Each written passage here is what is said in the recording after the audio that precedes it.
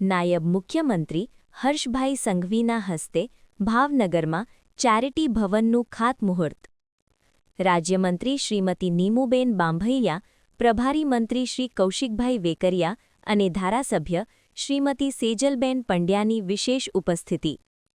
નાયબ મુખ્યમંત્રી હર્ષભાઈ સંઘવીના હસ્તે કાયદા વિભાગ હસ્તકની સંયુક્ત ચેરિટી કમિશનર શ્રીની કચેરી ભાવનગર તેમજ જાહેર ટ્રસ્ટોની નોંધણી કચેરી ભાવનગર માટે નવનિર્મિત થનાર ચેરિટી ભવનનું ખાતમુહૂર્ત કરવામાં આવ્યું હતું.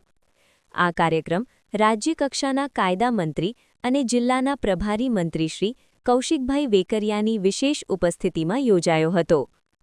નવનિર્મિત ચેરિટી ભવનથી ચેરિટી કમિશનર કચેરી અને જાહેર ટ્રસ્ટોની નોંધણી સંબંધિત કામગીરી વધુ સુવિધાસભર અને સુવ્યવસ્થિત બનશે.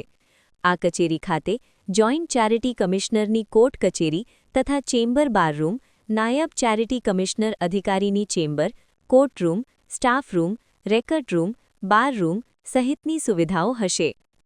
આ તકે કેન્દ્રીય રાજ્યમંત્રી મતી Nimuben Bambhaniya, mayor Shri Bharatbhai Barad, standing chairman Shri Rajubhai Rabadiya, deputy mayor મતી મોનાબેન પારેખ, ધારાસભ્ય સર્વે Sejalben Pandya, Shivabhai Gohil, municipal commissioner N K. Meena, collector doctor Manishkumar Bansal, જિલ્લા વિકાસ અધિકારી હનુલ ચૌધરી, આગેવાન કુમારભાઈ શાહ, દિગ્વિજયસિંહ ગોહિલ, કાયદા વિભાગના સચિવ યુ.એમ. ભટ્ટ સહિતના અધિકારી અને પદાધિકારીઓ ઉપસ્થિત રહ્યા હતા.